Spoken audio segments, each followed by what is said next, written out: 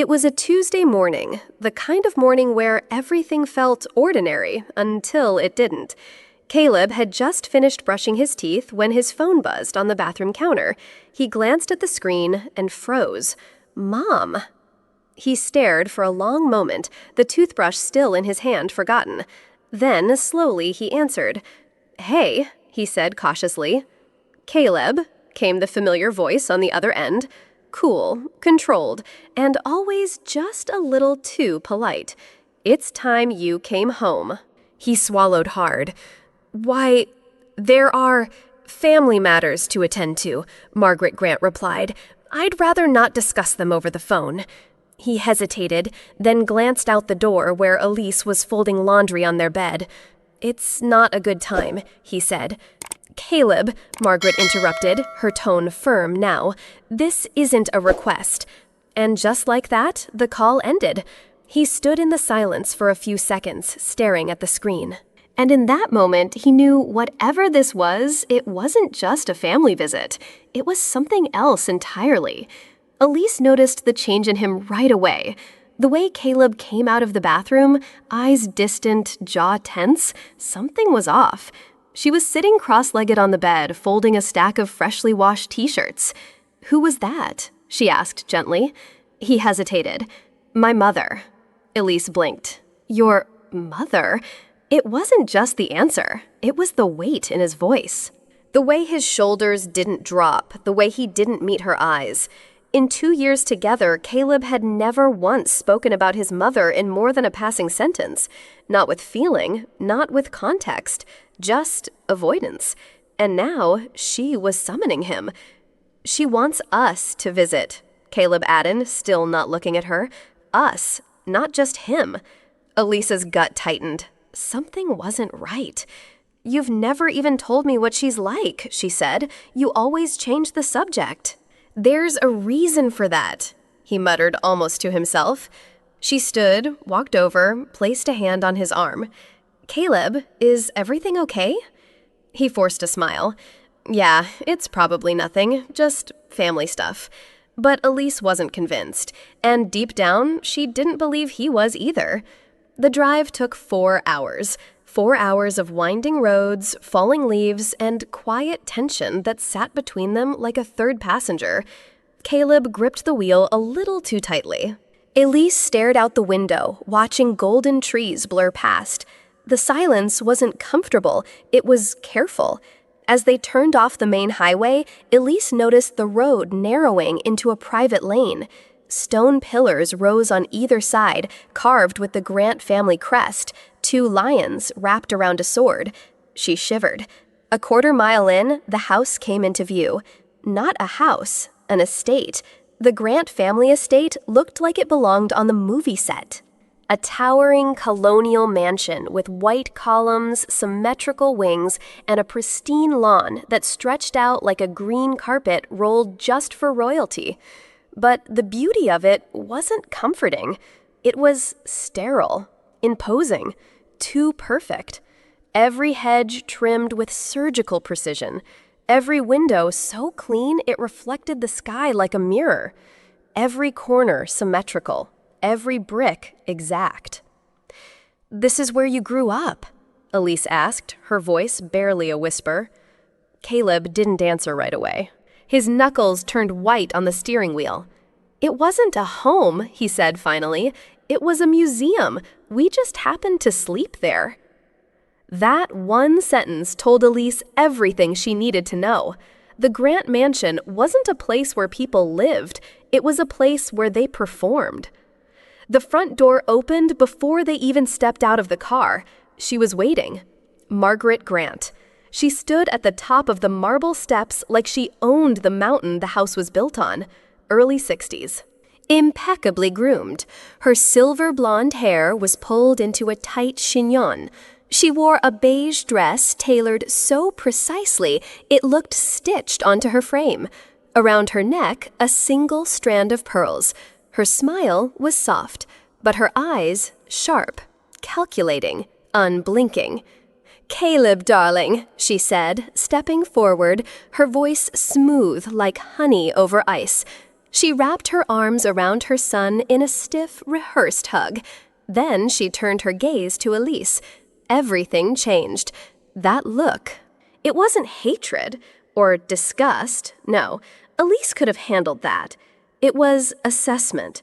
The way Margaret's eyes slid down Elise's blue dress. The modest neckline, the flats, the minimal jewelry.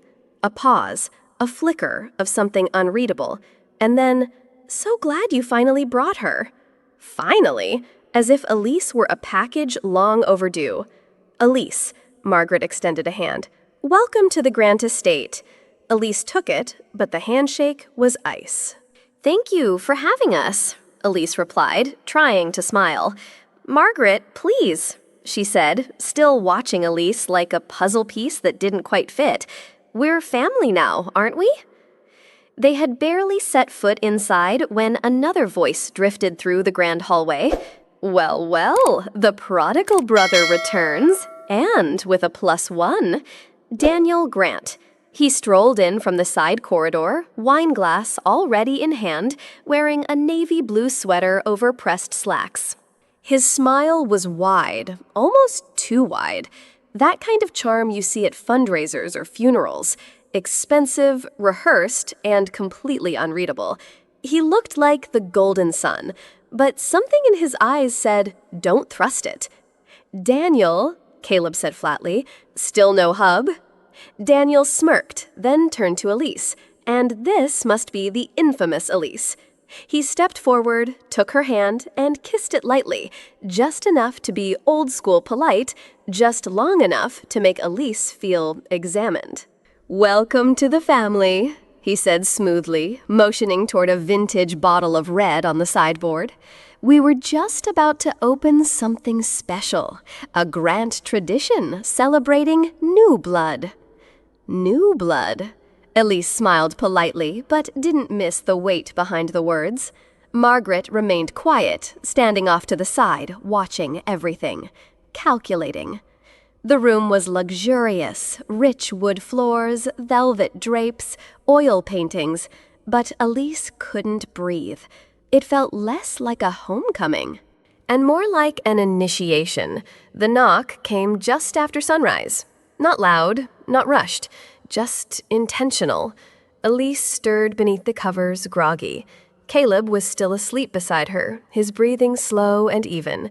She slipped out of bed and cracked open the bedroom door. Margaret, perfectly dressed, not a strand of silver hair out of place. "Good morning, dear," she said, voice as smooth as polished marble. "I thought we could have a bit of time, just the two of us." It wasn't a suggestion. Elise glanced back at Caleb, then nodded. "I'll be right down."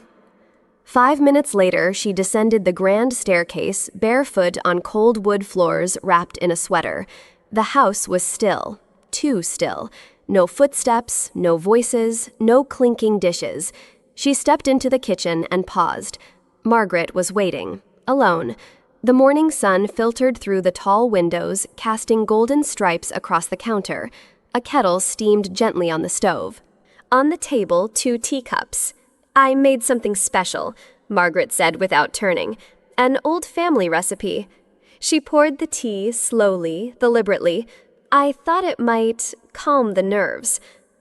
Margaret set the teacup in front of Elise with the elegance of a queen laying down her final chess piece. The amber liquid shimmered in the sunlight, fragrant, warm, almost too inviting. Elise sat across from her, trying to steady her hands. She smiled politely, but her pulse thudded in her ears. "It smells lovely," she offered, though her voice sounded distant. Margaret folded her hands over her own cup. "The secret is in the herbs. My mother taught me, and her mother before that. It's restorative." The word hung in the air like a loaded promise. Elise reached for the cup, fingers trembling slightly. "I thought this moment was overdue," Margaret continued. "Just the two of us. No men, no distractions. Just honesty." Honesty? Elise's stomach tightened. She could feel the weight of Margaret's gaze, steady, sharp, like a scalpel tracing her skin. Steam rose between them like a curtain, fragile and dangerous. Elise lifted the cup to her lips. Her instincts screamed, but she didn't flinch, because in this house, flinching was weakness. Just as the rim of the teacup grazed her lips, buzz, a single vibration in her pocket, small, sharp, but it split the moment in half. Elise froze. She lowered the cup ever so slightly, keeping her expression composed. "Something wrong, dear?" Margaret asked, her tone light, but her eyes didn't blink. Elise forced a smile. "Just a message. May I?" "Of course." Elise reached into her sweater pocket, heart pounding. She tilted the screen just enough to read it, shielding it from view. From Caleb. "Whatever you do, don't drink the tea. I'm coming. Act normal." For a second, her vision blurred. The teacup still hovered in her hand, warm and patient. Margaret watched her with unnerving calm, like a cat watching a mouse try to escape a trap already sprung. Elise's mind screamed with questions. What was in the tea? Why had Caleb sent that message? What did he know? But she did what instinct told her to do. She raised the cup again and pretended to sip. Elise brought the teacup to her lips again, slower this time. She tilted it just enough to let the steam kiss her skin, just enough to make it look real. She kept her lips closed. Margaret's smile remained frozen. Not wide, not warm, just poised, like she was waiting for a verdict. The room felt too quiet. Even the kettle had stopped hissing. Elise gave a small nod, swallowed air as if it were tea, and said, "It's delicious." Margaret's expression didn't change, but something in her eyes flickered. "Approval, or calculation. Unique flavor, isn't it?" Margaret asked smoothly.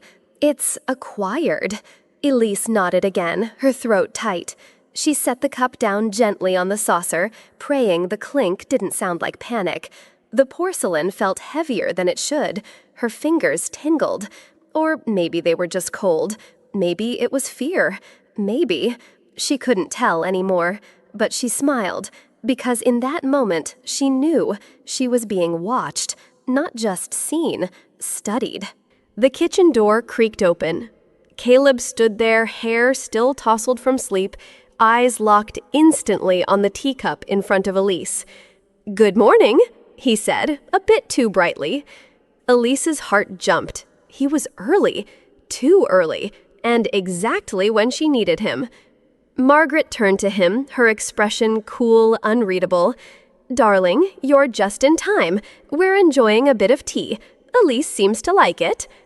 Caleb walked over, placed a gentle hand on Elise's shoulder. "I hate to break up the party," he said with a practiced grin, "but we just got a call. Something came up at work. We should probably hit the road soon." Elise looked up at him, nodding, playing along. Margaret's smile didn't budge, but her voice dipped. "Oh, so soon. I thought we'd have the whole day together. I hardly get to see my son, and now his new wife." "It's unfortunate," Caleb said smoothly, "but duty calls." He didn't blink. He didn't flinch. But Elise felt the tension in his fingers on her shoulder. Margaret stood slow and deliberate. "At least have some tea before you go. I'd hate to waste it." Caleb smiled politely. "Maybe next time." Elise rose to her feet beside him, and in that moment, she didn't care if her act had fooled Margaret or not. All she knew was she needed to get out of that kitchen. The house was too quiet, not peaceful staged, the kind of silence you find in museums, not homes. After breakfast, Caleb had been cornered by Daniel for what Margaret called a brotherly chat. Elise was left to make herself comfortable. She wandered the east wing. Each step echoed off polished floors. Paintings of grim-faced ancestors lined the walls, their eyes following her like silent sentinels. Room after room revealed the same thing, perfection without life. No photos, no clutter, no signs that anyone had ever laughed, cried, or truly lived here. And then she saw it. A door at the very end of the hallway. Plain, white, locked. Unlike every other room, this one had no brass label, no welcoming decor. Just an old-fashioned keyhole and a quiet kind of authority. Elise tried the handle. It didn't budge. She glanced around, no one in sight. No staff, no cameras she could see. Just her, the hallway, and a door that didn't want to be opened. But now, she had to know what was behind it. Elise stared at the locked door, then back at the hallway. Still empty. Her eyes scanned the area, walls lined with antique sconces, a faded rug beneath her feet, and a narrow console table with a porcelain vase sitting perfectly centered. Too perfect. She walked over to it, heart racing. The vase was filled with dried white hydrangeas, beautiful but brittle, like everything else in the house, elegant, untouched, and cold. She lifted the vase gently. Underneath the stems, nestled in a hollowed-out base, was a key. Small, brass, old. Her breath caught. She looked back at the door. This wasn't a coincidence. With one last glance down the hall, she slid the key into the lock. Click. The door opened with a soft groan, revealing a room that didn't match the rest of the house. Margaret's private study. Unlike the sterile perfection outside, this room felt lived in. Books lined the shelves, papers stacked neatly. A laptop sat on the desk, its screen dark. And there, against the far wall, was a tall filing cabinet. Its drawers labeled, organized, waiting. Elise stepped inside, the key still warm in her palm. Whatever secrets this house held. She was finally standing where they lived. Elise's hands trembled as she pulled open the top drawer of the cabinet. The files inside were color-coded, labeled with clean, deliberate handwriting. Securities, legal, Caleb, private. Then her breath caught. Elise Carter Grant. Not Elise Grant, not Mrs. Grant. Her full maiden name. She slid the file out. Inside, photographs. Printed screenshots of social media posts. Notes in neat cursive. Observed leaving work at 6:12 p.m., same coffee shop. Again. Maps with pins, her apartment, her favorite bookstore, even her therapist's office. Copies of her job contract. Emails. Handwritten notes about friends with evaluations. Kendra, emotionally reactive, unstable. Tom, potential influence, watch closely. Elise's stomach twisted. This wasn't curiosity. This was surveillance, a full psychological profile, a timeline of her life built by someone who never asked her a single question. She kept flipping until she found a photo. It was taken from behind. She was sitting in the park reading. The date, nearly 18 months ago, long before she'd ever met Margaret. Her throat tightened. This wasn't about her joining their family. She had been chosen, watched, evaluated, and maybe targeted. Elise's fingers stopped flipping. There, halfway through the folder, a yellowing page, older than the rest, smudged in the corners like it had been touched too many times, or hidden too well. Her eyes locked on a single line, centered near the top. Subject, Emily Carter. Status, target, unclear. Her breath caught in her chest. Emily Carter, her mother. The woman who had raised her alone, worked 2 jobs, never spoke of her past. There was no mistaking it. This wasn't another Emily. Attached were scanned documents, a faded photo of a young woman in a maid's uniform, a schedule log from decades ago, Grant Estate, 1998. Next to it, handwritten notes. Emotional bond with Victor G. Inconclusive. Observed leaving library wing after hours. Contact severed. Record erased publicly. Elise sat down. The world tilted. Why was her mother in a Grant file? What did target unclear mean? Had her mother been part of something? Was this why Margaret had tracked her? Not just because Elise was an outsider, but because she was the daughter of someone who'd already been inside. Elise stumbled back from the cabinet, her breath ragged, the files still clutched to her chest. Her mother had been here, not just once, not as a visitor. She had worked here, lived under this roof, walked these same marble halls. Possibly. loved someone in this house. And now Elise was here, married to a man who had never mentioned any of this. The air felt tight in her lungs. She ran from the study down the endless corridor, past the looming oil portraits. Her heart was pounding so loud she couldn't hear her footsteps. She found Caleb in the garden, his phone in hand. She didn't even stop walking. "How long have you known?" she demanded. He looked up, confused at first, then afraid. "What are you talking about?" Elise threw the folder to the bench between them. "My mother, Emily Carter. You never told me she worked here, that your family had her in their files like a criminal, like a target." Caleb's face drained of color. "I didn't know until recently. I swear. My mother, she never told me. She just said to stay away from the past." Elise's voice cracked. "Did you marry me because you love me, or because I fit some plan?" He stepped forward, shaken. "Elise, no, I love you. God, I love you. Whatever this is, whatever they did, I had no part in it." But Elise wasn't sure anymore. Everything suddenly felt designed. Her childhood, her mother's silence, her meeting with Caleb, the way Margaret had watched her, even the tea, a life built like a trap. Had Elise ever had a choice? It was just past midnight. No moon, no sounds, just the distant ticking of the grandfather clock down the hall. Caleb whispered, "You ready?" Elise nodded, clutching a duffel bag filled with essentials: phone, ID, keys, a copy of the file with her mother's name on it.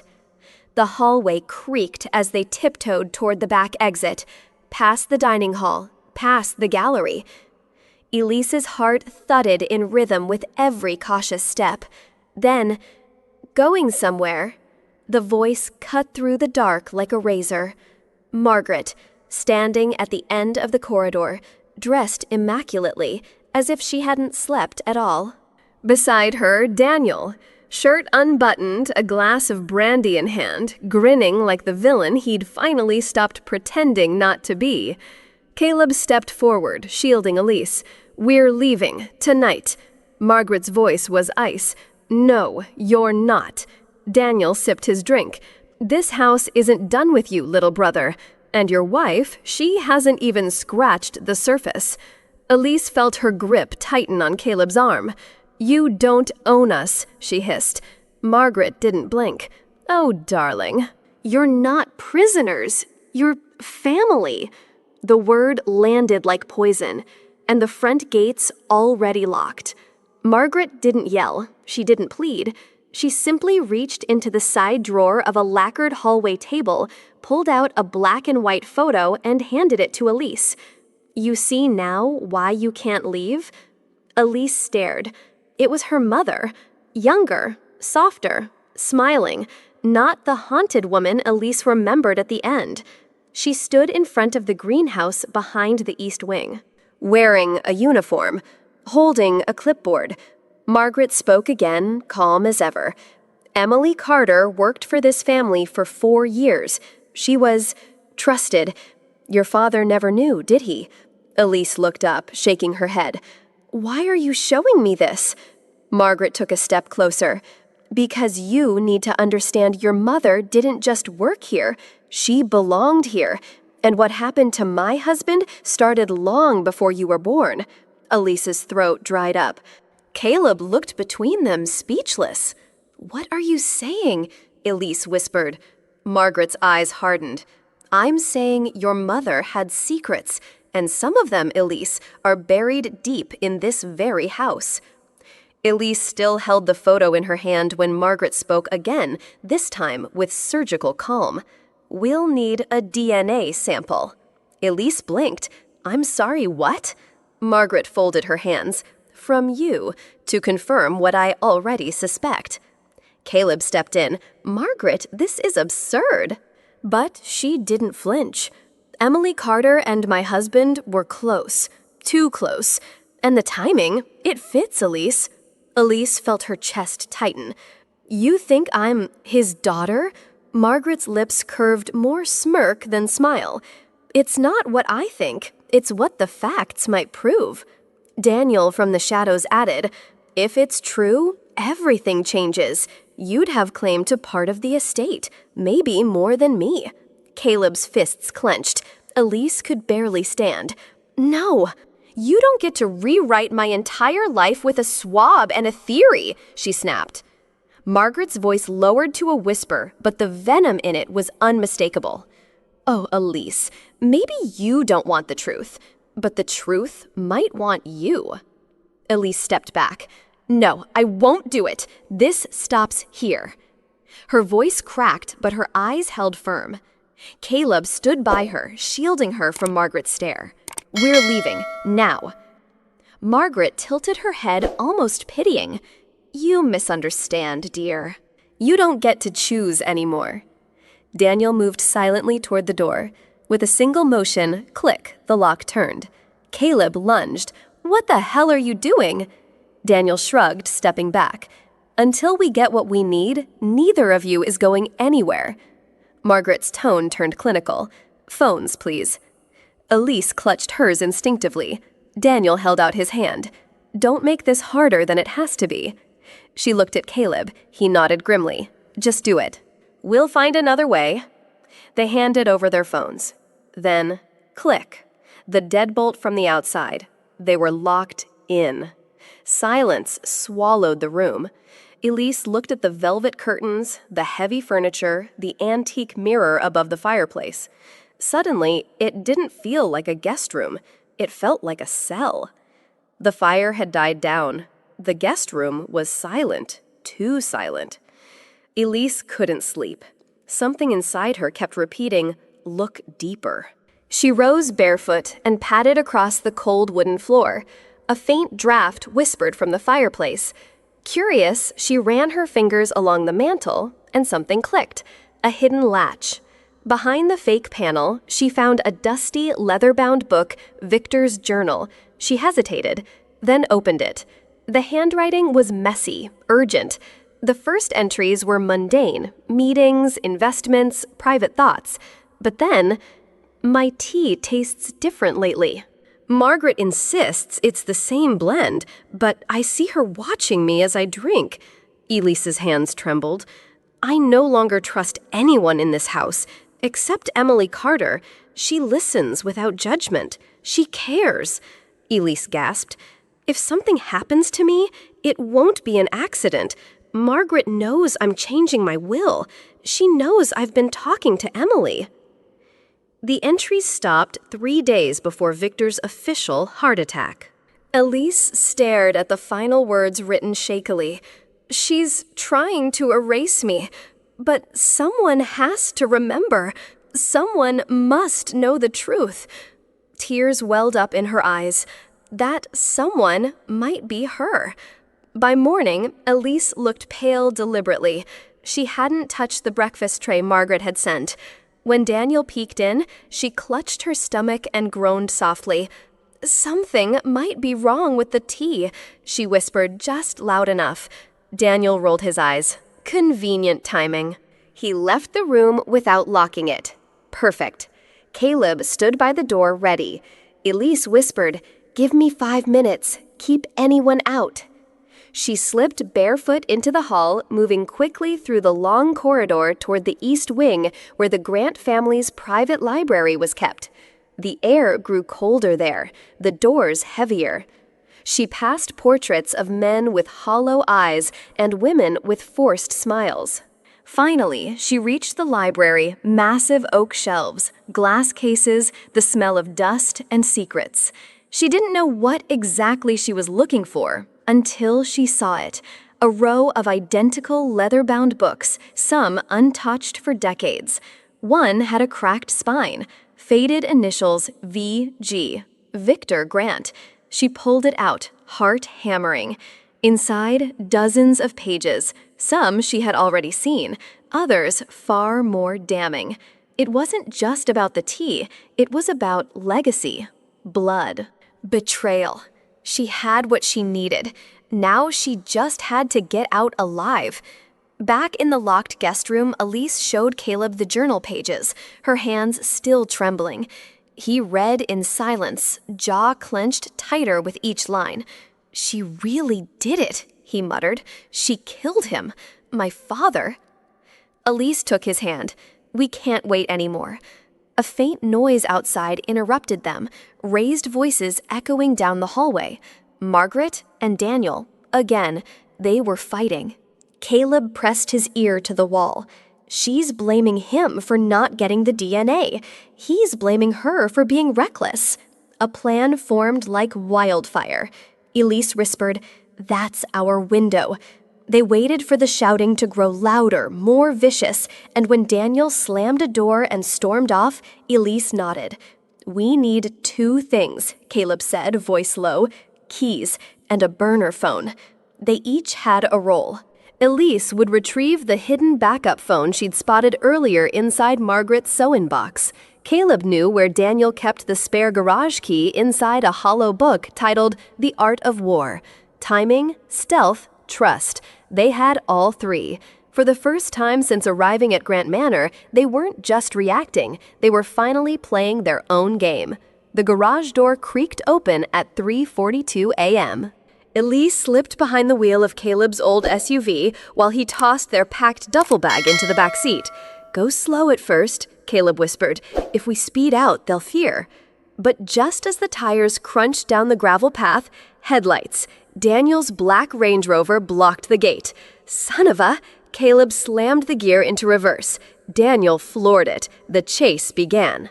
Down winding forest roads, headlights slicing through mist, tree branches clawing at their windows like hands from a nightmare. Daniel was gaining. "He's not trying to catch us," Elise said through clenched teeth. "He's trying to scare us off the road." They hit a fork. "Left," Elise shouted. Wrong move. Dead end. Daniel's SUV appeared behind them, inching closer. Elise pulled out the burner phone. The signal was weak, flickering. She dialed. 911, what is your emergency? "Elise Grant, Grant Estate, we're being chased. He has a weapon. Please." Suddenly, crash. Daniel rammed their back bumper. Elise dropped the phone, but the call went through. Sirens. If they could just last a few more minutes. Caleb threw the door open. "Run, now!" They left the SUV behind and ran into the woods, branches slicing at their skin, hearts pounding like war drums. Somewhere behind them, Daniel's footsteps followed. But then, sirens. Red, blue, voices. Flashlights tore through the trees. A voice shouted, "Hands in the air!" They were safe, for now. Branches had cut her arms. Caleb's shirt was torn. Their breath came in short, painful bursts as they stumbled through the dark woods. Then Elise saw it, a silhouette tucked beneath the trees, a structure, crumbling, abandoned. "There!" she gasped. "The ranger station!" They kicked in the back door. Inside, the air was thick with dust and old pine. Cobwebs hung from corners like forgotten memories. But there was a bench, and walls, and a roof. That was enough. Caleb collapsed onto the floor, gasping. Elise bolted the door. "Do you think he saw us come in?" Caleb shook his head. "Maybe not, but we don't have much time." They huddled close, knees drawn to chests, trying to make no sound except for their racing hearts. Minutes felt like hours. Then, a noise outside. Tires, crunching gravel. Elise grabbed Caleb's hand. Flashlights cut through the broken windows. "Elise? Grant. Caleb Grant." A voice, a real voice. "This is the state police. You're safe. Come out slowly." Elise exhaled, her entire body trembling. They opened the door. Red and blue lights filled the station. And for the first time in days, they weren't running anymore. The police station buzzed with activity, but inside interview room 2, it was dead quiet. Elise sat across from the lead investigator, hands trembling slightly as she placed each item on the table. First, the worn leather journal. Then the surveillance photos in the envelope marked EC011. And finally, the porcelain teacup sealed in an evidence bag. "We found trace amounts of scopolamine in the tea," the forensic officer confirmed. "Enough to sedate an adult, possibly disorient them." The investigator didn't look surprised. "We've had suspicions about Margaret Grant for years," he said, "but no proof, until now." Behind the one-way mirror, Margaret sat expressionless in cuffs. Her composure didn't crack, not even as officers entered to read her charges. Attempted poisoning, unlawful detention, surveillance without consent, obstruction of justice. Caleb watched in silence, jaw clenched. Elise's voice was steady now. She wasn't trying to protect the family legacy, she was trying to bury it. The officer nodded slowly. And now it all comes to light. Outside, flashing lights danced against the glass walls. Reporters had already gathered. The Grant name, once a symbol of power, now echoed in whispers of scandal. But inside Elise's heart, not relief, not yet. "There's more," she whispered. "I can feel it. This wasn't just about me." The envelope was thick cream-colored and stamped with a gold seal that shimmered under the kitchen light. Elise stared at it for a long time before opening it. Her hands trembled slightly, not from fear, but from something harder to name. It had been 3 days since Margaret's arrest, since the truth began to unfold. And now, this. From the office of Thomas W. Hellbrook, Esquire. The name meant nothing until Caleb looked up from across the table, eyes wide. "That's my father's private attorney. He never worked with my mother. Ever." Inside, a handwritten letter, neat, sharp cursive. Formal but personal, as if Victor Grant himself had written it just before walking into the dark. "To Ms. Elise Grant, or as your birth certificate once read, Elise Carter." Elise's heart thudded. "If you're reading this, it means the truth has begun to surface. I feared it would eventually, and I wanted you to have this, not because of blood, but because of what's right." Attached was a sealed document, a trust established 25 years ago. "You are the sole beneficiary of the Carter Fund, created in the event of my passing and hidden from the rest of the Grant estate. I never wanted Margaret to know, and I never wanted her to erase you." Elise sat in silence. It wasn't just a letter. It was recognition. It was the truth finally written down. And it was freedom. As Elise flipped through the final pages of the letter, a second name appeared, one that made her breath catch. Emily Carter. Her mother. A separate line, a separate note. "To Emily, you saved me in more ways than I can ever say. This is only a piece of the gratitude I owe you." Attached was a second trust, not for millions, not for legacy, but for protection. A modest fund left to Emily 2 decades ago, hidden, quiet, untraceable by Margaret or her legal team. Elise blinked through a sting of tears. All those years, she had wondered why her mother always kept a low profile, never spoke ill of her past employer, yet seemed haunted by something invisible. Now she knew. Her mother wasn't just a former maid in the Grant household. She was the keeper of a dying man's last truth. And Victor, a man portrayed as distant and cold in the family stories, had trusted Emily, enough to entrust her with his fears.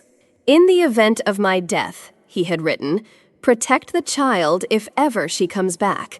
Elise's hand trembled. Was this what her mother had spent her life hiding? Was Elise always meant to return? Not as a guest, but as a ghost of unfinished love and unresolved guilt. There was a second envelope, thicker, sealed with red wax. Her hands trembled as she opened it. "This codicil overrides any prior will. In the event of my death, if Elise Carter is proven to be my biological daughter, she shall inherit all holdings under the Victor Grant Trust." Elise froze. The words blurred. All holdings, stocks, properties, intellectual rights, even the estate.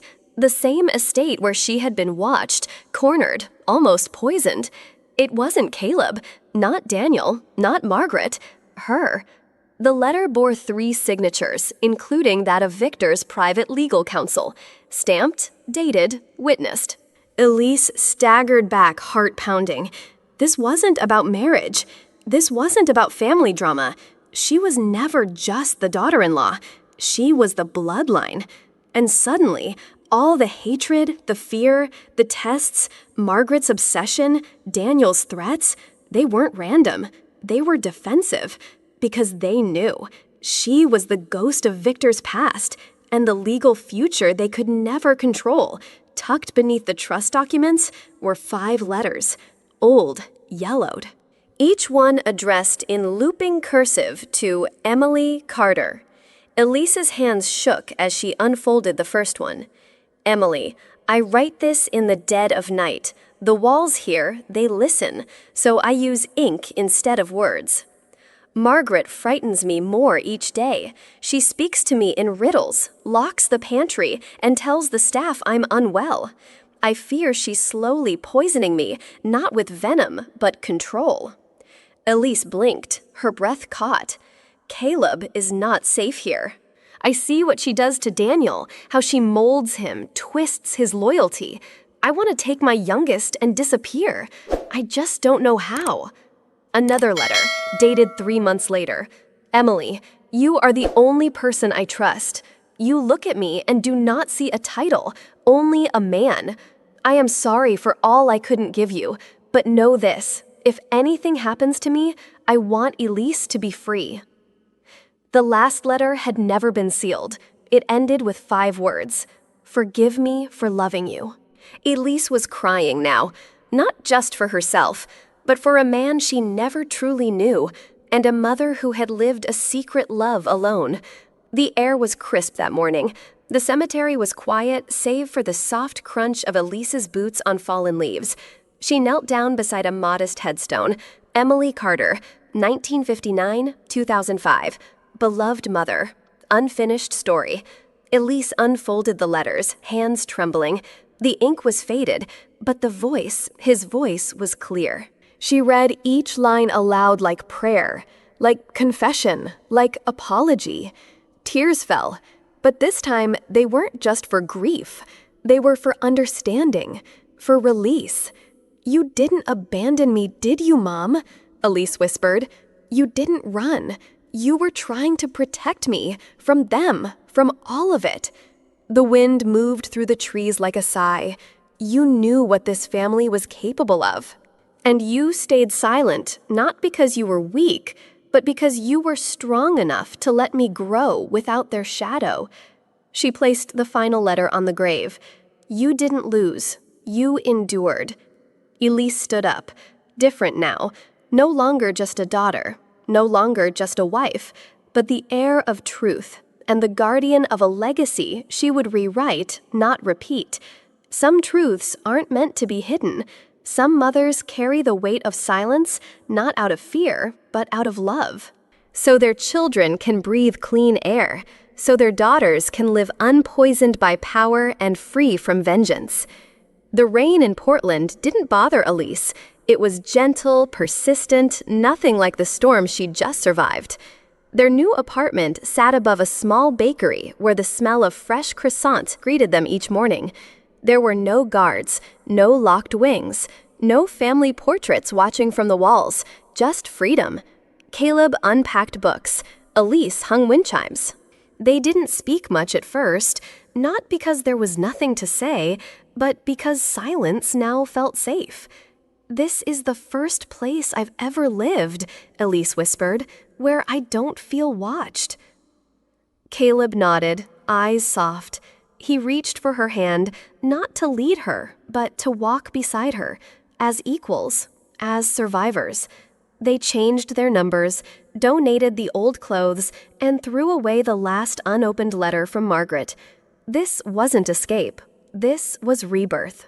For the first time in her life, Elise chose what came next. Starting over isn't about forgetting. It's about choosing what part of the past you want to carry and what you're ready to finally put down. They didn't chase justice anymore, not in courtrooms, not in headlines. They chose something quieter, more enduring. Caleb joined a local nonprofit legal clinic helping immigrants, domestic abuse survivors, and teens who'd been lost in the system. He no longer wore suits. He wore sleeves, rolled-up smiles, and compassion. "You're the only Grant whose name I'll ever respect," one of his young clients once told him. Caleb didn't flinch. He just said, "That's good, because I dropped the rest." Elise, she rented a sunlit space off Alberta Street. White walls, open windows, no locked doors. She called it Second Light, a space where survivors could paint their silence into color. She taught young girls to create instead of suppress. She welcomed women who had forgotten how to feel. She didn't fix them. She simply gave them the brush. And every now and then, she'd look at her own canvas, still unfinished, still honest. We can't rewrite the past, but we can color the future with hands that once trembled. They didn't move away. They vanished. No forwarding address, no social media, no more Elise Grant, no more Caleb Grant. She became Elise Carter again. He became Caleb Moore, his middle name never once spoken in that cold mansion. They got new numbers, burned the old ones. Every thread that led back to the Grant name was cut. Not in anger, not even in fear, but because some names are prisons, and some families are scars, not roots. "You're not afraid they'll come looking for you?" a friend once asked. Elise smiled quietly. "They'd have to recognize the version of me that stayed behind." The world still spun. Margaret's trial was buried in legal tape. Daniel remained a fugitive ghost in Eastern Europe. But Elise and Caleb, they lived. Not loudly, not perfectly, but freely. Sometimes cutting ties isn't betrayal, it's survival. It arrived in a plain envelope. No name, no return address, just one photograph. Elise froze. There, captured in grainy film, was a woman. Short gray coat, a single braid tucked beneath a wool hat. And her eyes, they were unmistakable. Emily Carter, her mother, standing in front of a diner in upstate New York on the morning after Victor Grant's death. But she was supposed to be dead. The obituary, the funeral, the grave. Elise's hands trembled. The timestamp was real. The photo was real. So if her mother had survived, then maybe everything Elise believed about that final night was wrong. Maybe Emily Carter hadn't vanished to escape. Maybe she had vanished to protect. "Come find me when you're ready," scrawled in pencil on the back. Elise didn't cry. She didn't speak. She simply stared at the photo until the sunset disappeared behind the Portland skyline. Some stories don't end. They wait. The river moved slowly that morning. The wind smelled like pine and peace and the kind of quiet that only comes after war. Elise stood by the water's edge. No makeup, no mask, just truth. Caleb walked up beside her, their fingers finding each other like magnets long denied their pull. She didn't say much, just one sentence, soft as a breath, heavy as a verdict. We didn't survive in spite of the truth. We survived because of it. Caleb looked at her, not with sorrow, but with awe. They had lost everything, family, illusions, even their names. But in return, they had gained something rarer than wealth or legacy. They had gained freedom. The camera would fade as they stood still, two survivors, two witnesses, not to a fairy tale, but to a reckoning. There is no curse stronger than silence, and no salvation truer than truth. Not every family is a safe place, and not every silence is peace. Elise's story reminds us of something painfully true. Just because people share your blood doesn't mean they deserve your loyalty. Sometimes the people who are supposed to protect you are the ones who slowly poison your freedom, not with venom, but with expectations, guilt, and silence. Elise didn't survive by pretending everything was okay. She survived by facing the truth and walking away from the people who couldn't handle it. You don't owe anyone your silence. You owe yourself your freedom. Because healing doesn't always happen where the wound began. Sometimes you have to leave the house to find the home you truly deserve. If this story hits somewhere deep, if you've ever felt watched, judged, or not enough inside your own family, if you've tasted betrayal in the sweetness of a smile, subscribe to Pieces of Soul. Here, we tell the stories no one else dares to. The messy ones, the quiet survivors, the ones like you. Hit subscribe. Ring the bell. And never again walk through your healing journey alone.